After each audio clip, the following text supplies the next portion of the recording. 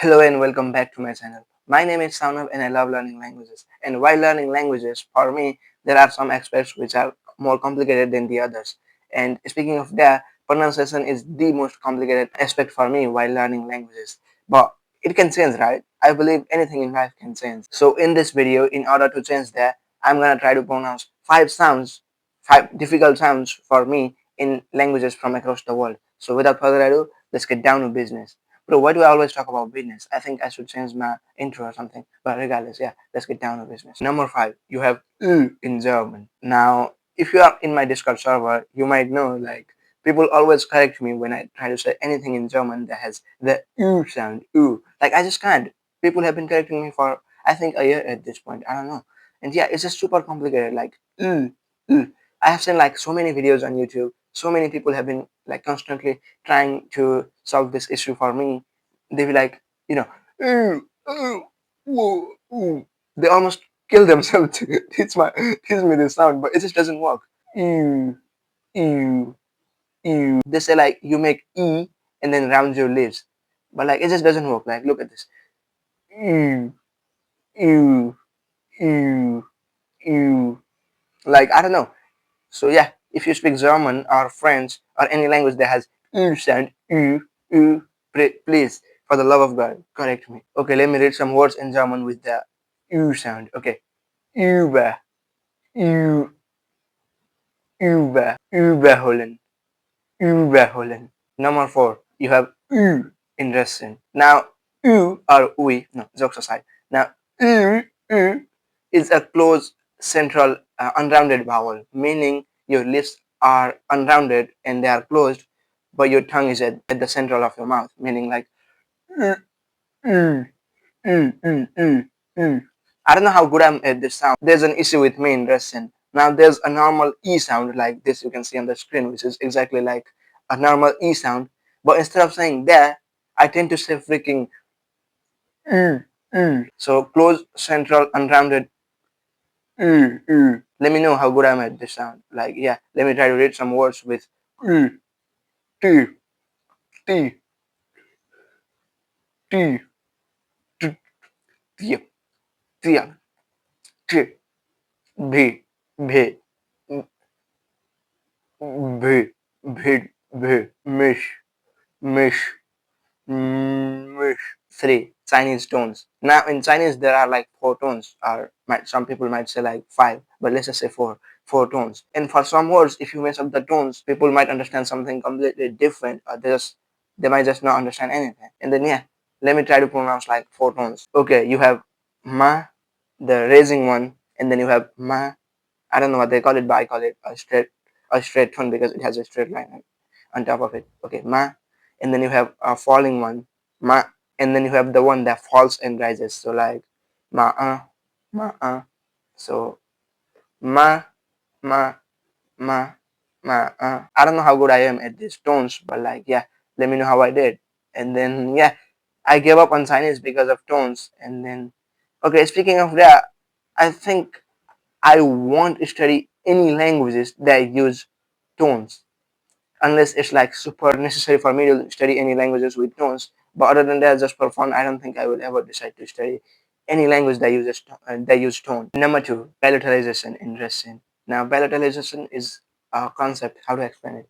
It's a concept where you change the consonant basically because it's usually followed by a front vowel like e, and even y sometimes. You basically try to pronounce it closer to your hard palate, which is like the roof of your mouth near the alveolars, meaning near the front, like you can see the photo if you don't see my mouth right now. You can see the photo. So instead of a regular T like the in Russian, if it's followed by a few consonants like this, you have to pronounce it like cha, cha, cha. I've been trying this for like I don't know 3 weeks or something at this point. Like every time I talk to someone about this sound, they all explain like freaking different ways to make it. Cha, cha, cha. So like instead of da, it's like cha, cha, cha, cha, cha, cha. I think the middle part of your tongue has to be at the palate of your mouth, like cha, cha, cha, cha, cha, cha, cha. Like let me pronounce some words with the parallel sounds in Russian. Okay, you have rishat, rishat, rishat. Okay, rishat, rishat, rishat. Like this word you can see on this screen if you are having a hard time understanding me. And then you have another one, bol, bol, bol, bol. I think this one was not that hard because like the l sound, l, you have the middle part of your tongue already pretty closer to the palate or something. I think this one was comprehensible. Bol, bol.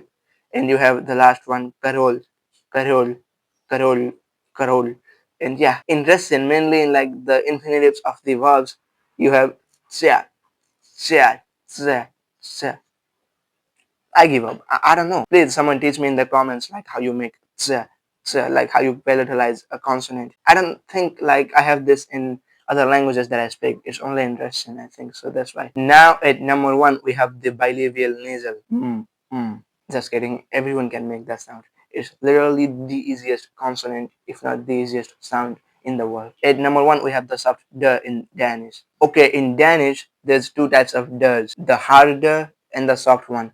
The hard d is like the d you have in English, d, d, d, and you have the soft d, which is a nightmare.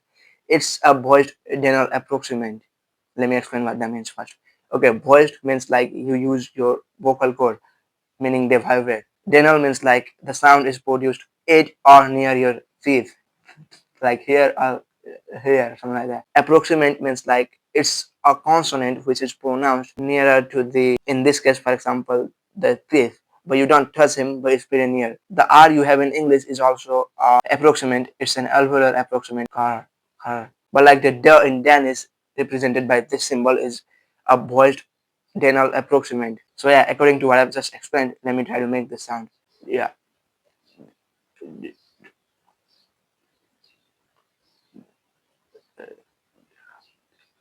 Uh, uh, uh, Okay, let me read some words. Mad, no, mad, mad, bad, bad, bad, glad, glad, glad, and also not to mention Befanten, Befanten, Befanten. Let me know how I did it. I know it was like I don't think it sounded anything like Danish at all. And yeah, that's pretty much it. Of course, other than that, we have like so many difficult consonants like adjective consonants, pharyngeal consonants, clicks, and all that. But they're not so common in many languages of the world. They are found in like a few languages, and I don't speak any of those languages. Like all these sounds that I mentioned are from languages that I speak, that I learn, and like common languages. But adjective consonants, pharyngeal clicks are not so common in many languages of the world. So yeah, that's why I didn't try those sounds. But if y'all want, I can make a video pronouncing those sounds in future. Just let me know in the comments what you want. And let me know how I pronounced these sounds, and you can correct me. Like please correct me in the comments. Please like explain if I pronounced something wrong. I mean I obviously did, but you get the point. And yeah, that's all I had for today. See you in the next one. Till then, arrivederci.